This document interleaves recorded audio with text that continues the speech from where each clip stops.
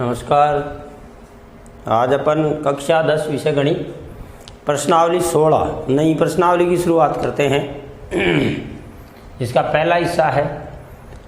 पहले अपन प्रश्नावली का इंट्रोडक्शन करते हैं कि भाई इस प्रश्नावली में क्या क्या चीज़ें हैं। तो देखिए ज़रा ध्यान से सुनेंगे। प्रश्नावली का नाम है सरफेस एरिया एंड वॉल्यूम, पृष्ठीय क्षेत्रफल एवं आयतन। पृष्ठीय क्षेत्रफल एवं आयतन, पृष्ठीय क्षेत्रफल एवं आयतन। देखो ये पहले अपन समझेंगे पृष्ठीय क्षेत्रफल क्या है, आयतन क्या है। पृष्ठीय क्षेत्रफल एवं आयतन और कौन कौन सी आकृतियों का है, साथ साथ आप लिखते जाएंगे। देखो पृष्ठीय क्षेत्रफल एवं आयतन हमारी हेडिंग है, प्रश्नावली का नाम है। तो देखिए लड़कों, पहले हमें समझना होगा ये कौन कौन से जो हमारी आकृतियां हैं उनका अपन पृष्ठीय क्षेत्रफल ज्ञात करेंगे और आयतन ज्ञात करेंगे। देखो जो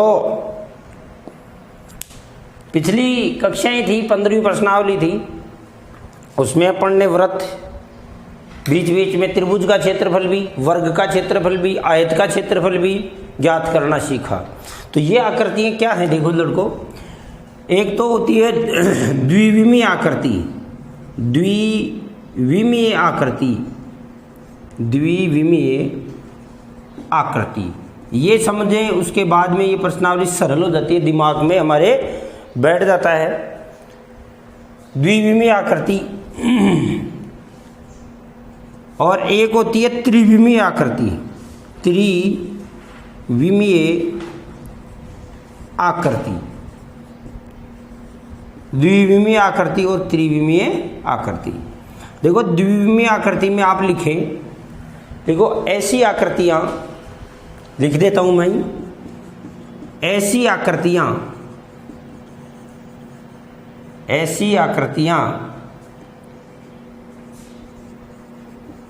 जिनमें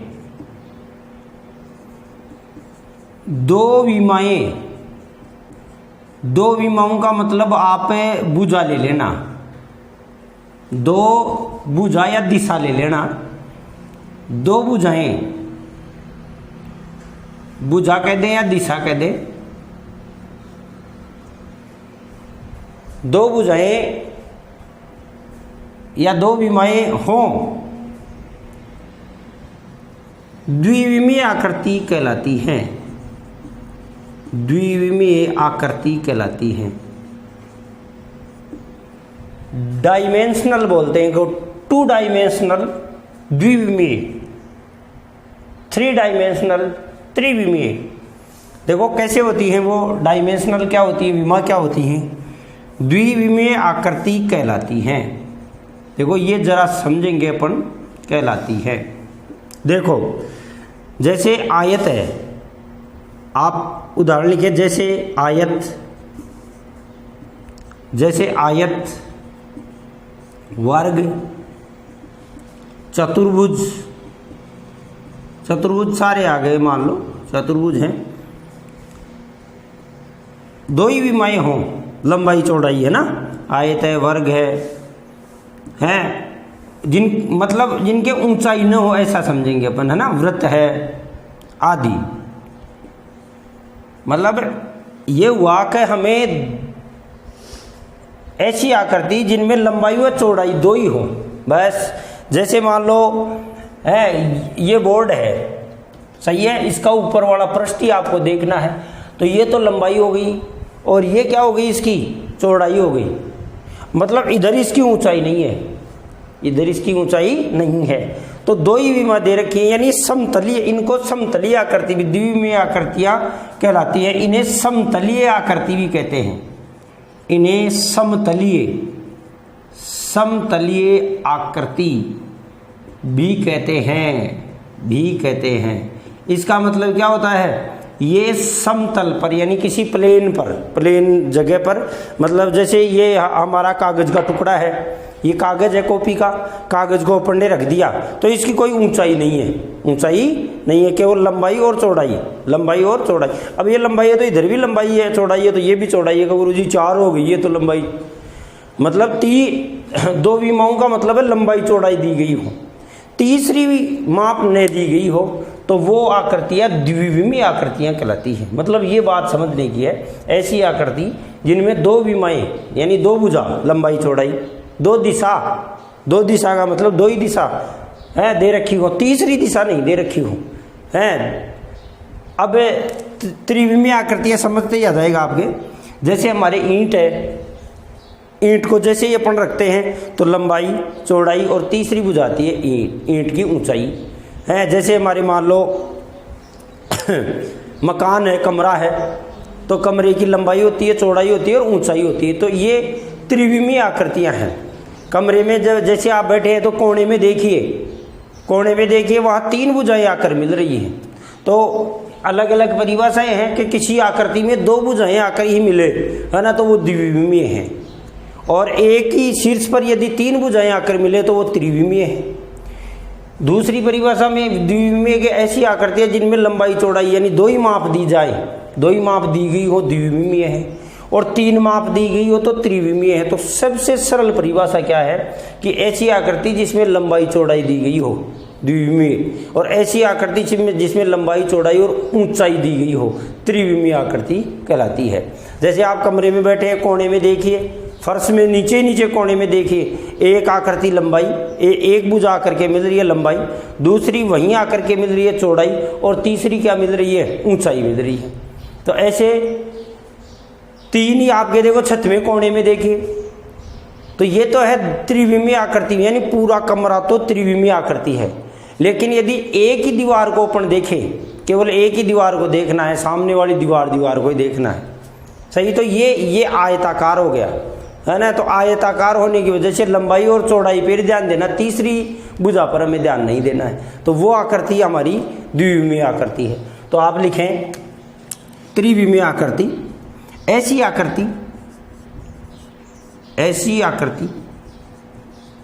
ऐसी आकृतियां जिनमें तीन विमाएं यानी भुजाएं या दिशाएं, तीन भुजा या दिशाएं है ना, दिशाएं हों, त्रिविमीय आकृति कहलाती है। त्रिविमीय आकृति कहलाती है। फास्ट लिखना सीखे भाई, गुरु जी आप तो बहुत फास्ट लिखते हो, फास्ट सीख लिया पहले फास्ट लिखना। त्रिविमीय आकृति कहलाती है। इन्हें असमतलीय आकृतियां भी कहते हैं। इन्हें असमतलीय का मतलब ये समतल पर चिपकती नहीं है किसी प्लेन पर, असमतलीय आकृति भी कहते हैं। जैसे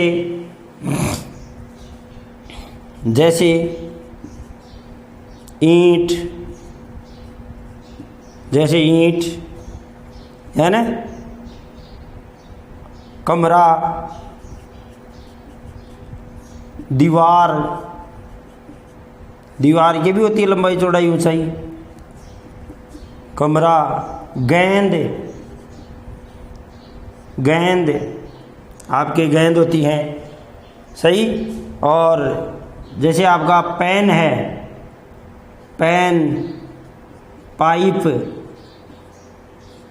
पाइप है, ये और भी बहुत सारी हैं। जैसे माचिस की डिब्बी है, साबुन है, माचिस की डिब्बी, साबुन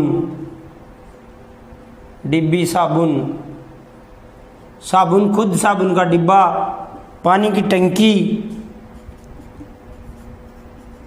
टंकी है ना, आदि।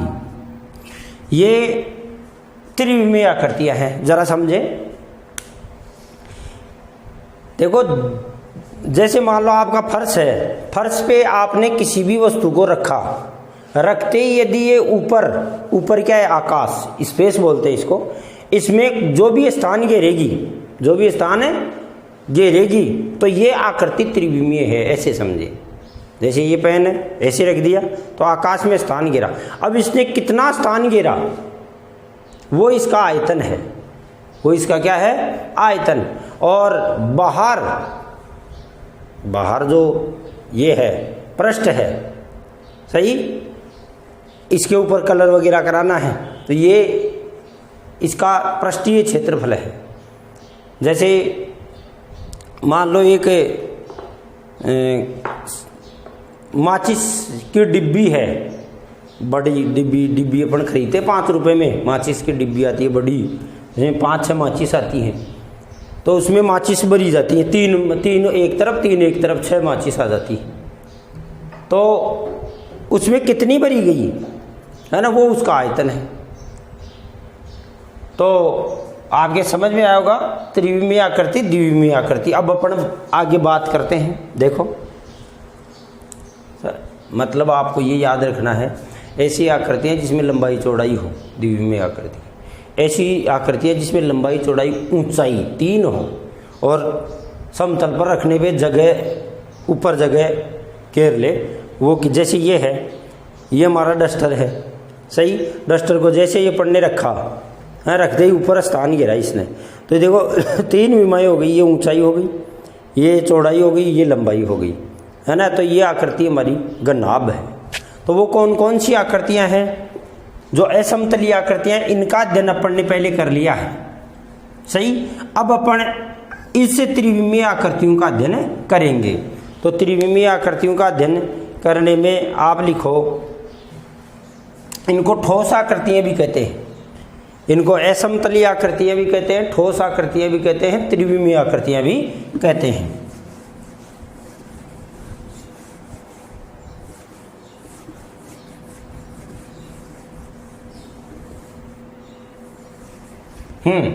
अब देखो अपन यहाँ इस प्रश्नावली में घन, घनाभ, बेलन, देखो कौन कौन सी प्रश्नावलियों का अध्ययन करें, किस किस का अध्ययन करेंगे। देखिए जरा, घन का, घन, 2 नंबर घनाभ, 2 नंबर घनाभ, घन घनाभ, बेलन, बेलन और शंकु और गोला, इनका अध्ययन करेंगे। इनका अध्ययन है घन, घनाभ, बेलन, शंकु और गोला। और इनके भी बस सिर्फ 2 ही बातें, घन का पृष्ठीय क्षेत्रफल पढ़ेंगे, आप लिख लें ऐसे ही, पृष्ठीय क्षेत्रफल, और एक आयतन पढ़ेंगे।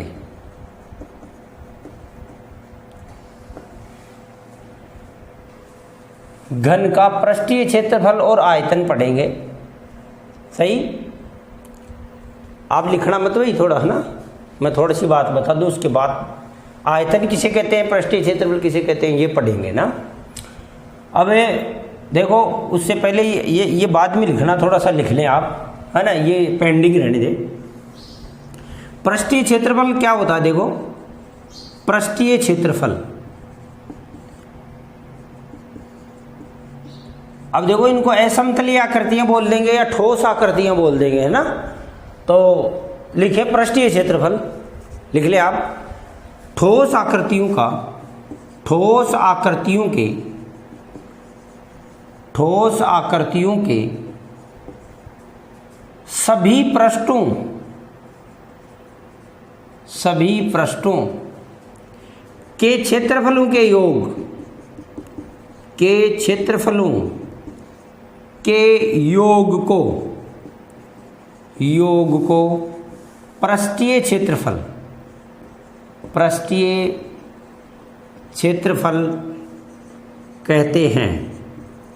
लड़कों जैसे घन है, घन कौन है, जिसकी लंबाई चौड़ाई ऊंचाई तीनों बराबर हो। घनाभ कौन है, जैसे इसकी लंबाई चौड़ाई ऊंचाई अलग अलग है तो ये घनाभ है। अब पृष्ठीय क्षेत्रफल से मतलब क्या है कि इस का जैसे ये पृष्ठ है वो आयताकार है, लंबाई और चौड़ाई, लंबाई और चौड़ाई, ये आयताकार है, नीचे वाला भी आयताकार है, इधर वाला भी देखो, ये तो चौड़ाई, ये ऊंचाई, ये आयताकार है, इसके पीछे वाला भी। और ये वाला भी मान लो आयताकार या वर्गाकार जैसा भी है, आयताकार वर्गाकार जैसा भी है, ये है ना, ये भी आयताकार ही है। ये 1 2 3 4 5 6 फलक हो गए। इन 6 पृष्ठों के क्षेत्रफल का जोड़, इन 6 पृष्ठों के क्षेत्रफल का जोड़ हमारा पृष्ठीय क्षेत्रफल कहलाएगा, पृष्ठीय क्षेत्रफल कहलाएगा। तो पृष्ठीय क्षेत्रफल किसे कहेंगे कि किसी ठोस आकृति, इसको ठोस आकृति, असमतलीय आकृति, त्रिविमीय आकृति, तीनों ही नाम है, किसी ठोस आकृति के सभी पृष्ठों के क्षेत्रफलों का योग पृष्ठीय क्षेत्रफल कहलाएगा।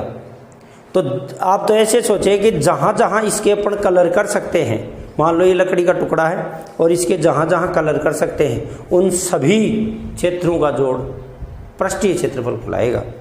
आयतन, आयतन का मतलब है कि ये हमारे इस स्पेस में कितना स्थान घेरती है, वो क्या कहलाता है भाई, आयतन। जैसे इस पूरे कमरे में कितनी हवा भरी है ना, हवा भरी है ऐसे समझे, तो वो आयतन के बराबर है। जैसे कोई पानी की टंकी है, उसमें कितना पानी भरा हुआ है, वो पानी कितना भरा हुआ, वो जितना टंकी ने आकाश में स्थान घेर रखा है, यानी स्पेस में स्थान घेर रखा, वो उसका आयतन है। सही। तो आयतन का मतलब ये हुआ, जैसे मान लो आपने जग लिया, तो जग को आप रखेंगे तो जितना चौड़ा है, जितना ऊंचा है, उतना पानी भरा जाएगा। उसके पास में एक गिलास रखेंगे तो गिलास कम ऊंचा है, कम चौड़ा है, तो उसमें कम पानी भरा जाएगा।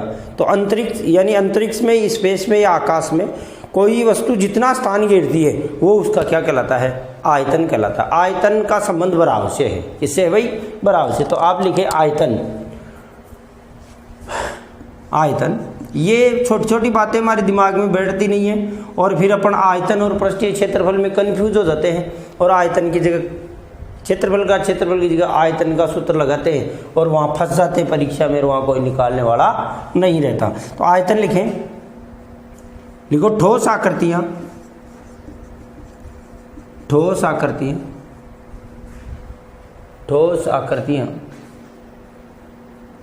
ठोस आकृतियाँ, आकाश, आकाश मीन्स अंतरिक्ष,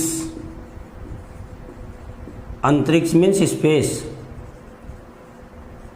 में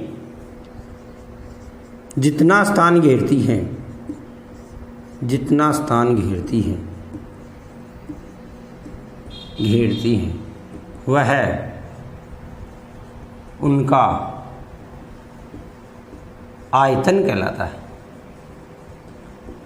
आयतन कहलाता है, कहलाता है। लड़कों, प्रश्नावली की शुरुआत अपन करें उससे पहले इसका पूरा नॉलेज यदि हमें हो तो ये बड़ी साधारण प्रश्नावली बन जाती है। देखो, साधारण प्रश्नावली बनाने के लिए इससे 16वीं प्रश्नावली में और पीछे जो पड़ी 15वीं प्रश्नावली में, इनमें सूत्र महत्वपूर्ण है। ये 2 प्रश्नावलियाँ बिल्कुल सूत्र पर आधारित है, सूत्र और पहचान, चाहे पृष्ठीय क्षेत्रफल पूछा है या आयतन पूछा है। तो अब अपन ये आपने लिख लिया। इसके बाद में देखो क्षेत्रफल की, यहाँ यही लिखे क्षेत्रफल, इसमें जगह होगी क्षेत्रफल की इकाई, क्षेत्रफल की इकाई वर्ग इकाई होती है, वर्ग इकाई होती है और आयतन की इकाई, आयतन की इकाई घन इकाई होती है। घन का मतलब क्यूब होती है, वर्ग का मतलब स्क्वायर। देखो ये क्या चीज हुई, जैसे मान लो जैसे सेंटीमीटर स्क्वायर यानी वर्ग सेंटीमीटर, और जैसे इसमें सेंटीमीटर क्यूब। अब आपको मोटा सा याद रखना है, कभी भी देखो हमारी कभी गलती न हो उसके लिए बताऊं, क्षेत्रफल यदि आपको निकालना है तो उसमें 2 ही माप आपस में गुणा होंगी। जरा सुने, क्षेत्रफल यदि आपको कोई से प्रश्न में भी निकालना है तो उसमें 2 ही माप आपस में गुणा होंगी। आयतन यदि निकलेगा तो उसमें 3 माप गुणा होगी। 3 माप का मतलब समझे कि centimetre into centimetre into centimetre, 3 बार गुणा होगी। अगर कहीं 3 बार गुणा हो रही है फाइनली वो आयतन है। यानी 5 सेमी इंटू 5 सेमी इंटू 5 सेमी, तो सेमी इंटू सेमी इंटू सेमी क्या हो जाएगा, सेमी क्यूब। और 55 25 25 पंजे 125, यानी ये इकाई ये बताएगी आपको कि यह आयतन है। और यदि माप 2 ही बार गुणा हो रही है 5 इंटू 5 जैसे 25, तो ये पक्का ही सेंटीमीटर स्क्वायर है, ये हमारे क्षेत्रफल को इंगित करेगा। तो प्रश्न में पहचान करें कि क्षेत्रफल यदि निकालना है तो हमारे पास 2 माप उसी आकृति की दी गई है, और आयतन है तो उसकी 3 माप, और तीनों माप आपस में गुणा होंगी तो आयतन है। 2 माप यदि आपस में गुणा हो रही हैं तो क्या है भाई, क्षेत्रफल है। अब देखो इस प्रश्नावली में अपन डिटेल जिनकी पढ़ने जा रहे हैं वो अपन ने 9वीं कक्षा में भी पढ़ ली है। कोई कहेगा सर ये कि यही 9वीं कक्षा में थे, हाँ थे, लेकिन 9वीं कक्षा और 10वीं कक्षा में जितना फर्क है उतना फर्क इनके प्रश्नों में मिलेगा। यानी 9वीं कक्षा वाले प्रश्न ही 10वीं में नहीं होंगे। तो यहाँ पर ये पढ़ रहे हैं तो इनके या तो मैं सूत्र लिख दूँ आज, उनको आप बिल्कुल प्रिपेयर कर लें कि इस प्रश्नावली में ये सूत्र, ये तो मोटे मोटे सूत्र हैं, अंदर सूत्र और लगेंगे, है ना, वो सब सूत्र आप तो देखो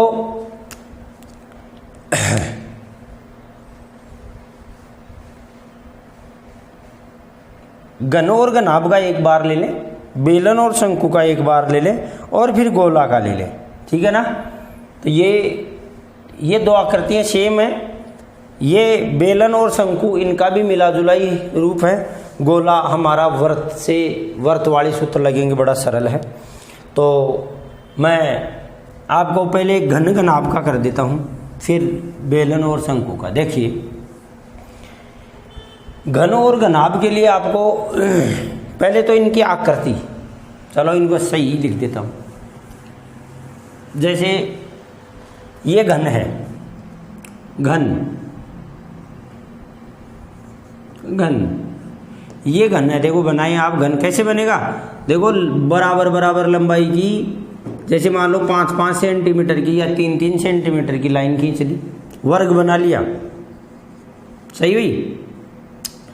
वर्ग बनाने के बाद में बीच में यहाँ बिंदी रखें, फिर 5 सेंटीमीटर की इधर खींच दें, 5 सेंटीमीटर की ऊपर खींच दें, 5 सेंटीमीटर की ऊपर खींच दें, 5 सेंटीमीटर की ही ऐसे खींच दें, यहाँ बीच में लेकर के, सही भाई।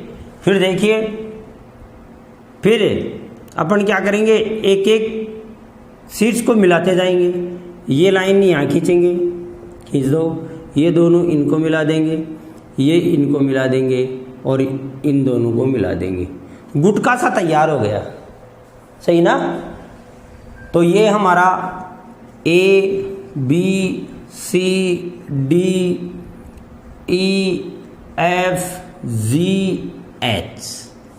जैसे यदि आपका घर का जो कमरा है, मान लो लंबाई चौड़ाई ऊंचाई तीनों यदि समान हो, है ना, तो उसे क्या कहते हैं भाई, घन कहते हैं। तो आप लिख ले घन।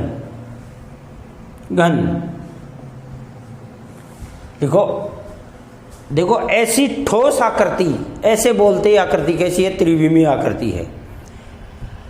ऐसी समतलीय आकृति ऐसे बोलते ही द्विविमीय है, ऐसे समझे। तो ठोस बोलते ही क्या लिखेंगे भाई, 3 विमाएं हैं। कौन कौन, लंबाई चौड़ाई ऊंचाई, लंबाई चौड़ाई ऊंचाई। तो देखें, लिखो ऐसी ठोस आकृति। ये ठोस आकृति ऐसा शब्द ऐसे उससे नहीं है, पक्की और कच्ची से मतलब नहीं है कि लकड़ी की बनी हुई ठोस है, कागज की बनी हुई कच्ची है, ऐसा नहीं। ठोस आकृति का मतलब है इसकी 3 विमाएं दे रखी है। तो ऐसी ठोस आकृति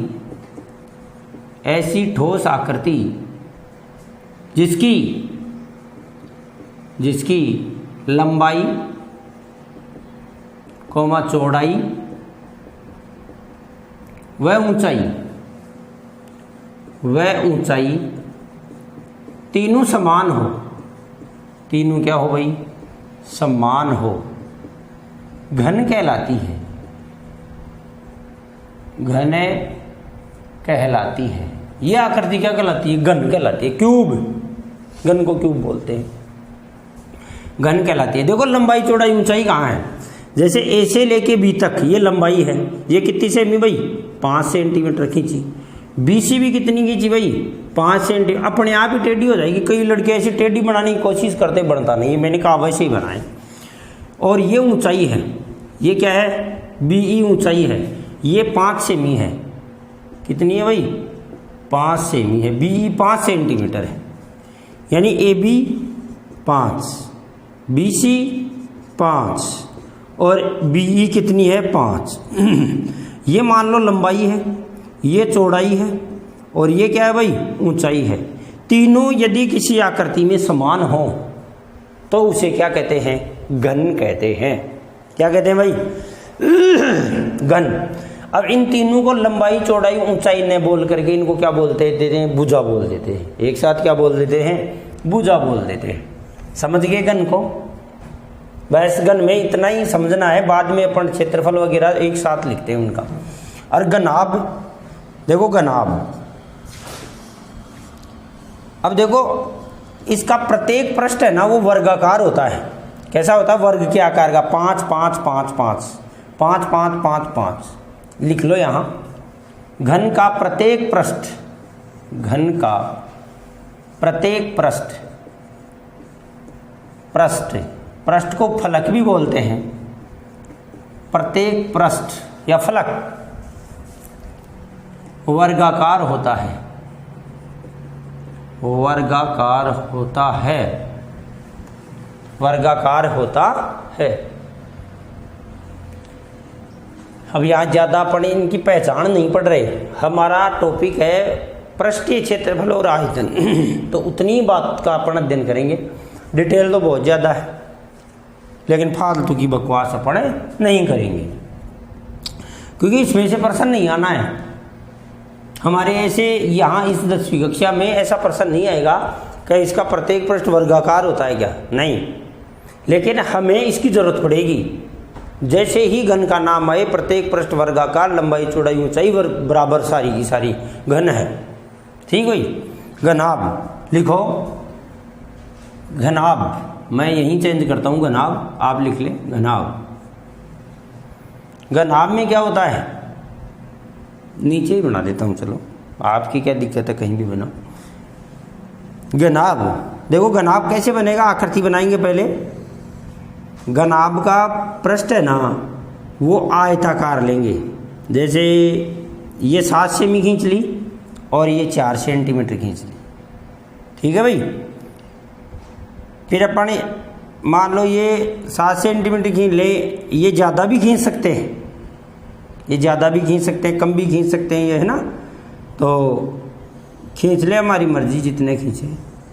क्यों भाई, कोई हमारा पेन पकड़ने वाला थोड़ी भाई क्यों कम खींची क्यों ज़्यादा खींची, ऐसे लंबी लंबी कर ले, सही ना। इसको भी और लंबा कर लें क्योंकि आमने सामने के फलक तो बराबर होते ही है। मिला दो आपस में कोणों को, ये लो। जैसे हमारी ईंट, ईंट घनाभ का सबसे बढ़िया उदाहरण है, सही।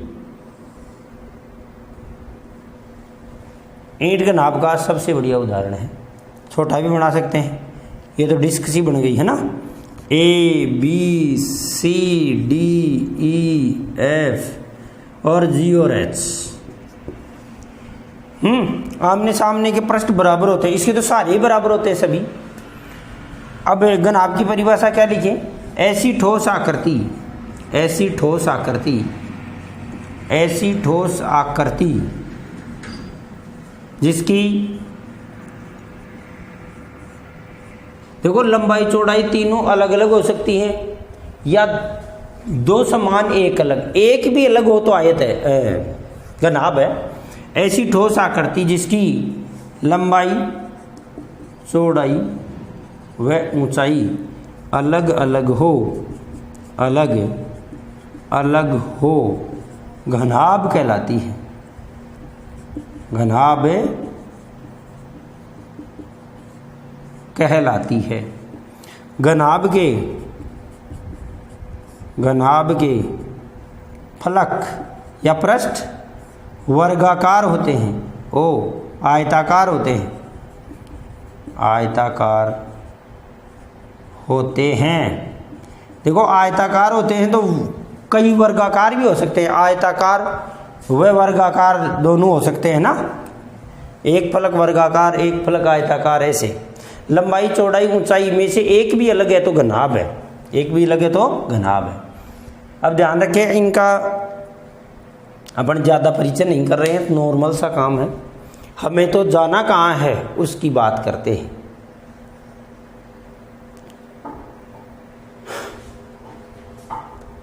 इसको समांतर षटफलक भी बोलते हैं, 6 फलक होते हैं इसके, समांतर षष्ठफलक,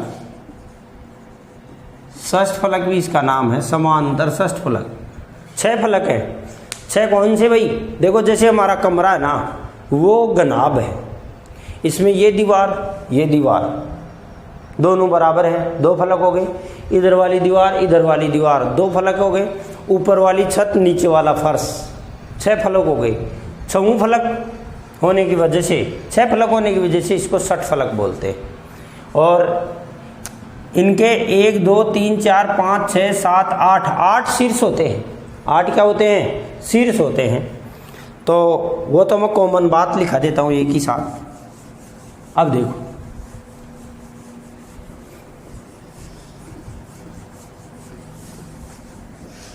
लिखो आप, घन व घनाभ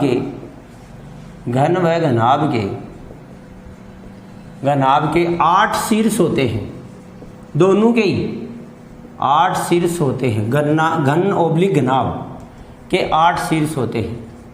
8 शीर्ष कहाँ भाई? कमरे में बैठे होंगे आप, नहीं बैठे तो बैठ जाना। फर्श पे देखना, नीचे तीनों माप लंबाई चौड़ाई ऊंचाई आकर मिल रही है, 4 जगह, 1 2 3 और 4 जगह। और ऊपर भी छत में भी देखो, तीनों जो कॉर्नर है वो उस कॉर्नर पे तीनों लंबाई चौड़ाई और ऊंचाई ये मिले हुए हैं। तो इनको क्या बोलते हैं? शीर्ष। तो शीर्ष की परिभाषा क्या हुई?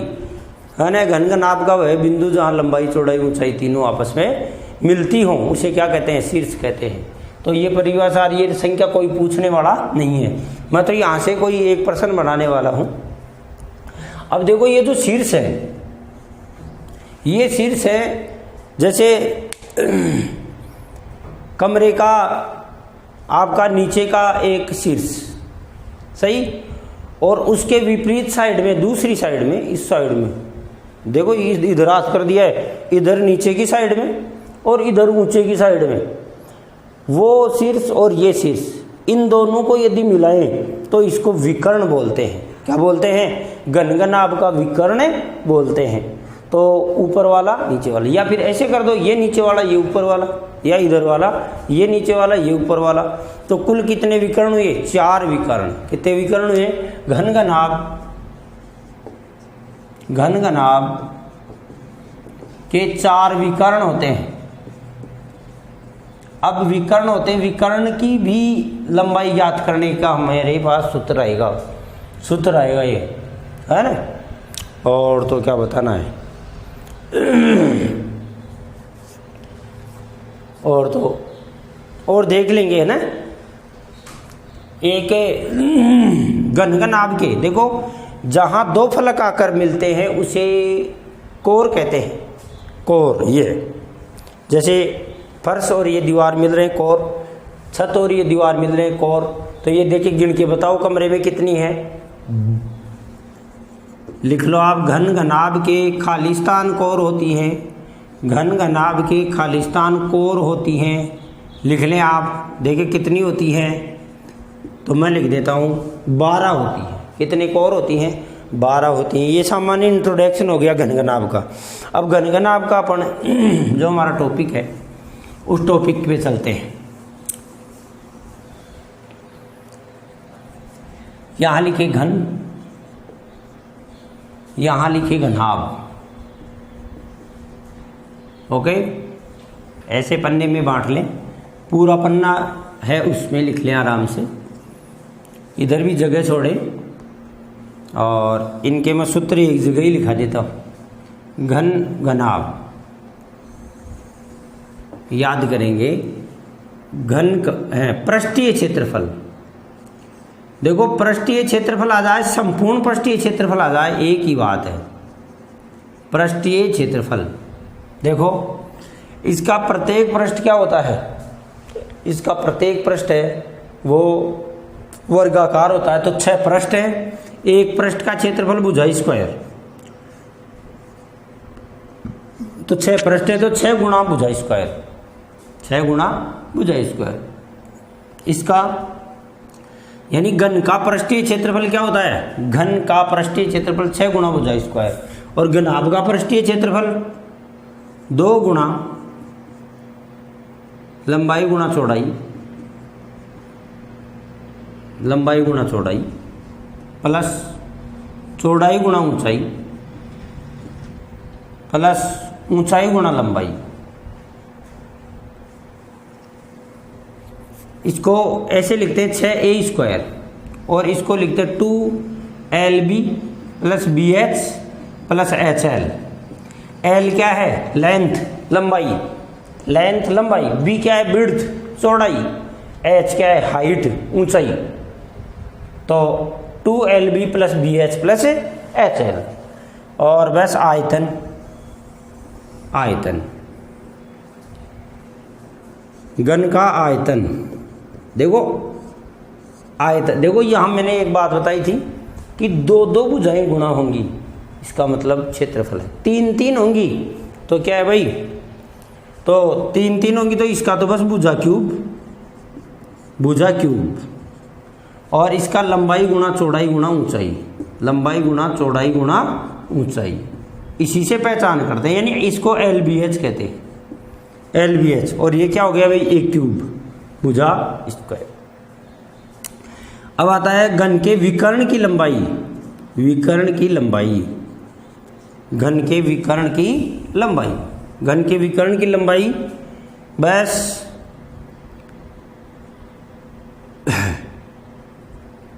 भुजा रूट 3, भुजा रूट 3, या भुजा को L लिख देते हैं, L रूट 3, और यहाँ क्या आएगा भाई, अंडर रूट है लंबाई स्क्वायर प्लस चौड़ाई स्क्वायर प्लस ऊंचाई स्क्वायर। अंग्रेजी में कैसे लिखेंगे, root L square plus B square plus H square, L square B square plus H square. तीनों भुजाओं के वर्गों का अंडर रूट। ये प्रश्न कैसे आता है कि एक कमरा इतना लंबा, इतना चौड़ा, इतना ऊंचा है, उसमें सबसे लंबी छड़, कितनी लंबी छड़ रखी जा सकती है, तो वो विकर्ण के बराबर होगी। किसके बराबर होगी भाई, विकर्ण के बराबर होगी। तो आप ये सूत्र याद कर लीजिए, अभी भी कर लो, अभी भी कर लो भाई।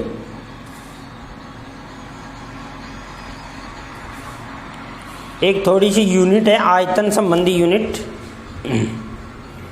याद कर लिया होगा, मैंने तो कर लिया भाई।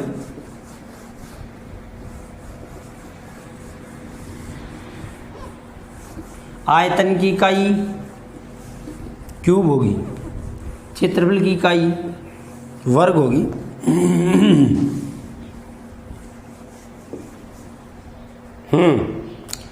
देखो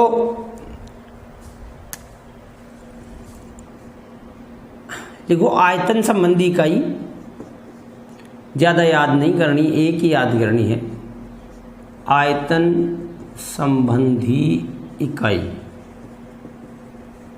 देखो 1 लीटर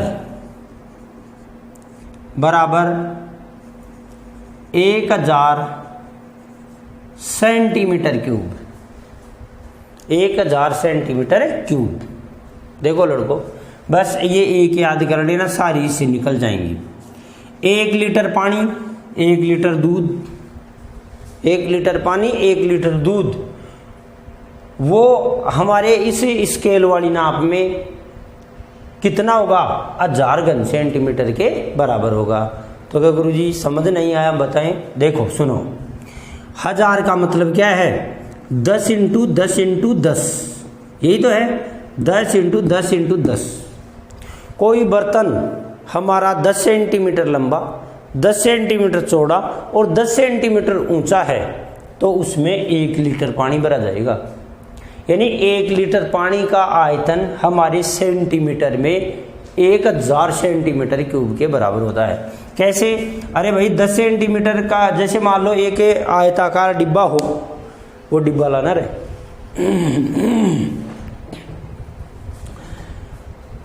उसमें कितना पानी भरा जाएगा? तो देखो, जैसे मान लो ये बर्तन है हमारा, है ना, ये बर्तन है। अब इसमें 1 लीटर पानी भरना है, तो 1 लीटर पानी, इसमें कितना पानी भरा जाएगा ऐसे समझे। तो ये मान लो ये लंबा ज़्यादा है, मान लो ये 10 सेंटीमीटर तो ऐसे चौड़ा है, 10 सेंटीमीटर ऊंचा है और 10 सेंटीमीटर ही क्या है, लंबा है। अब इस पात्र में यदि अपन पानी भरेंगे तो वो 1 लीटर होगा, द्रव 1 लीटर होगा, है ना। तेल भर लें, पानी भर लें, डीजल भर लें, वो क्या होगा भाई, 1 लीटर होगा। अगर इसकी माप मान लो 20 कर दें, 20 कर दें, या फिर एक ही माप बढ़ा दें, एक 20 कर दे, बाकी 10 मान लो, ये 20 है, ये 10 है, तो इसमें फिर 2 लीटर पानी भरा जाएगा। क्यों? क्योंकि आयतन कितना हो जाएगा, 20 होते ही देखो इसका मान तो कितना हुआ, 1000 सेंटीमीटर क्यूब। तो अब आपको तो जिंदगी में एक बात याद रखनी है कि यदि 1000 सेंटीमीटर क्यूब किसी ठोस आकृति का आयतन है तो उसमें 1 लीटर पानी आएगा, 1 लीटर पानी आएगा। ठीक है भाई। अगर 2000 है तो 2000 सेंटीमीटर क्यूब है तो इसमें कितना लीटर पानी आएगा, 2 लीटर। यदि 3000 है, यदि 3000 सेंटीमीटर आपकी पानी की होती है ना, है, तो उसका आयतन आप निकाल सकते हैं कि इसमें कितना पानी भरा हुआ है। सारी मापों को आप सेंटीमीटर में लो, सारी माप को सेंटीमीटर में लो और बाद में उसमें किसका भाग दे दो, 1000 का। सारी माप सेंटीमीटर में लो और 1000 का भाग दे दो। आपकी पानी की जो टंकी है ना, है ना, जो कैसी है, मान लो ऐसी है, उसकी बात कर रहा हूँ। वो तो बेलन में आएगी, ये गोल वाली होती तो बेलन में आएगी, वो तो मैं बेलन में पढ़ा दूंगा। लेकिन कैसी बात करते हैं, ये खेड़ी की बात कर रहा हूँ, लंबी चौड़ी और ऊंची है, तो इसमें पानी कितना भरा हुआ है। तो बस आप तो सबको गुणा करें और 1000 का भाग दे दे। देखो कैसे, ये 20 × 10 × 10 × 10, तो देख क्या हो गया, 2000 हो गया ना।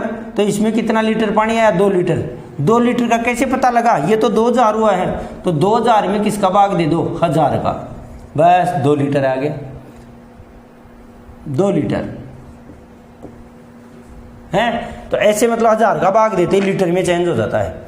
यानी हमारा सेंटीमीटर क्यूब है, 1000 का भाग देते ही किसमें चेंज हो जाता है, लीटर में चेंज हो जाता है।